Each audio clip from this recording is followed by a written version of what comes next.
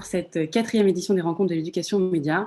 On est extrêmement heureux de vous avoir, même virtuellement, parce que cette année a été particulièrement challengeante pour nous tous. Et donc, on est très heureux de pouvoir maintenir, même en virtuel, ces rencontres. On a essayé de vous construire un programme pour explorer un petit peu la place de l'esprit critique aujourd'hui. Donc, on est ensemble jusqu'à 13h. C'est moi qui aurai le plaisir de vous accompagner tout au long de cette matinée, autour de conférences et d'ateliers. Donc voilà, juste un petit rappel des petites règles pour que vous ayez une idée un petit peu plus précise de ce qui vous attend ce matin. J'ai coupé vos micros volontairement, simplement pour éviter les interférences. En revanche, si vos micros sont coupés, vos questions sont plus que bienvenues.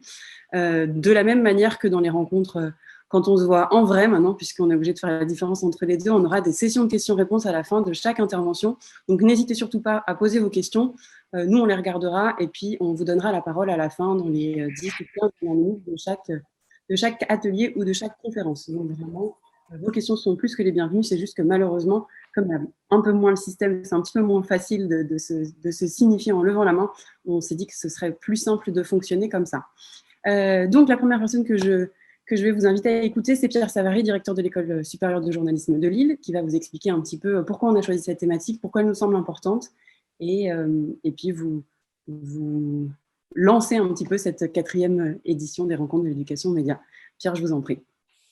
Merci beaucoup, Elisa. Bonjour à toutes et bonjour à tous. Ça fait plaisir de voir par caméra interposée beaucoup de têtes connues et de gens qu'on a toujours beaucoup de plaisir à voir à l'école, d'anciens et de non-anciens de l'école qui sont présents. Et soyez vraiment tous et toutes les bienvenus. On aurait évidemment préféré vous accueillir dans les murs de l'école à Lille, baigné de soleil aujourd'hui. Ça aurait été en plus plutôt sympa. Le grand amphi était disponible pour accueillir ces réunions de l'éducation aux médias, mais vous savez bien qu'il est actuellement fermé pour ce type de manifestation et encore probablement pour quelques semaines, au moins 4, si j'ai bien écouté hier soir notre Premier ministre. Pour autant, on peut se retrouver ici à distance avec un joli programme, un programme de qualité monté par les équipes de l'ESJ Lille, par Elisa Thévenet, et que vraiment d'abord tous ceux et toutes celles qui ont travaillé sur ce programme soient chaleureusement remerciés.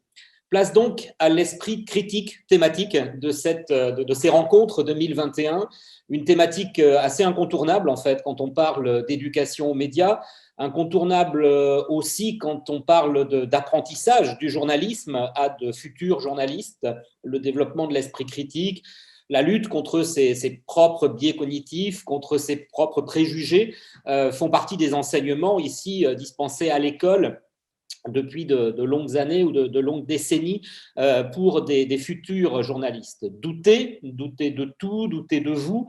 On répète souvent cela aux étudiants, c'est une belle notion, le doute, une culture du doute qui oblige, qui pousse à se remettre en cause, à remettre en question un propos, à interroger. Le doute qualifié d'hygiène préventive du jugement. J'aime bien cette qualification et je trouve que cette expression peut aussi largement s'adapter à l'esprit critique.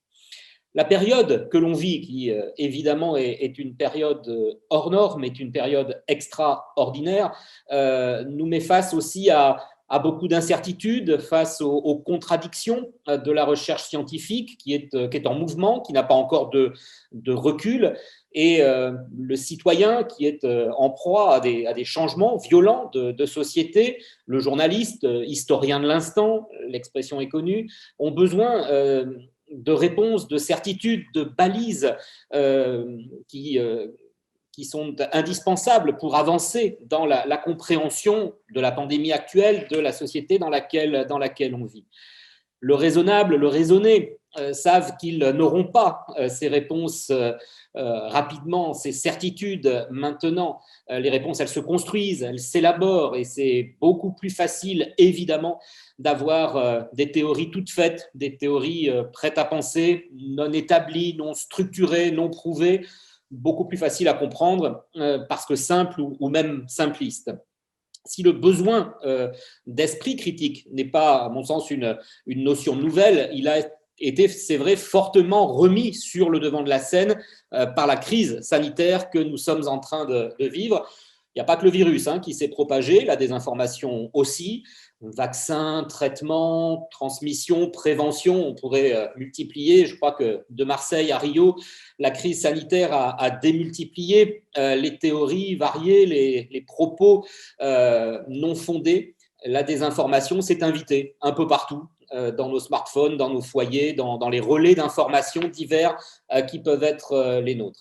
Je pense vraiment que l'éducation aux médias et à l'information peut être perçue comme un outil d'émancipation essentiel pour réussir justement à avancer, à naviguer entre les propos contradictoires, les études scientifiques, réussir à s'informer avec des sources fiables et reconnues.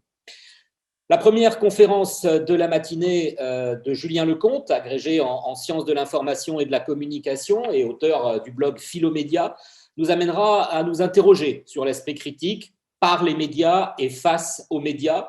L'éducation et les médias font partie des centres d'intérêt, des travaux de recherche de Julien Lecomte. Son mémoire a porté sur l'éducation aux médias et depuis plusieurs années, il intervient en tant que professeur invité dans le cadre du master en éducation aux médias de l'Institut des hautes études de communication sociale de Bruxelles.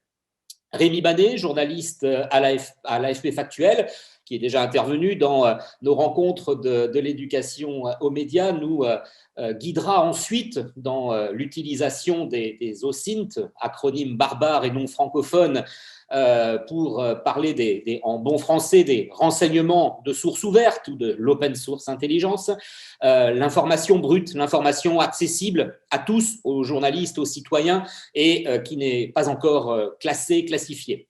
Un autre étudiant de l'école, Lucas Roxo, journaliste indépendant, spécialisé en éducation aux médias et à l'information, membre du collectif La Friche, prendra ensuite le relais pour évoquer, lui, la posture pédagogique et chemin d'apprentissage pour aider à enseigner l'esprit critique. L'éducation aux médias, ce n'est pas une rééducation, c'est un dialogue, c'est un échange, c'est une compréhension mutuelle, c'est une capacité à argumenter et c'est une remise en cause permanente. Avec Thomas Huchon, documentariste à Spicy, que nous avons déjà aussi eu le plaisir de recevoir à plusieurs occasions à l'école, nous nous interrogerons ensuite sur la manière de répondre à un complotiste. Quels arguments mettre en avant, comment s'y prendre, comment déconstruire un propos complotiste et ne pas prendre le risque de lui donner, par maladresse, un peu plus de poids. Je voudrais vraiment adresser un grand merci à ces participants, à ces intervenants et à tous les participants de ces rencontres de l'éducation aux médias. Merci de votre présence, nous y sommes très sensibles. J'espère que vous passerez tous, et à vrai dire, je n'en doute pas beaucoup, une riche matinée et participerez à de riches échanges. Un dernier mot pour également vous dire que traditionnellement, en parallèle de ces rencontres, on accueille des élèves à l'école sur le lieu du colloque pour permettre de participer à des ateliers tout au long de la journée.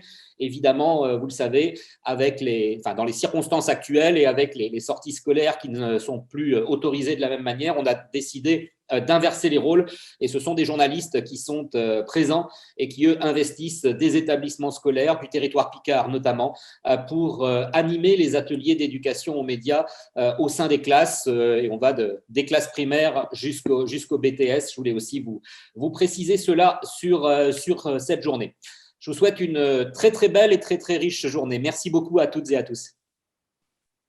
Merci beaucoup Pierre, on vous retrouve donc après 13 h pour le lancement des inscriptions du diplôme universitaire entre l'École supérieure de journalisme de Lille et l'ENS Paris-Saclay, puisque c'est la prochaine étape du diplôme universitaire que nous avions annoncé l'an dernier.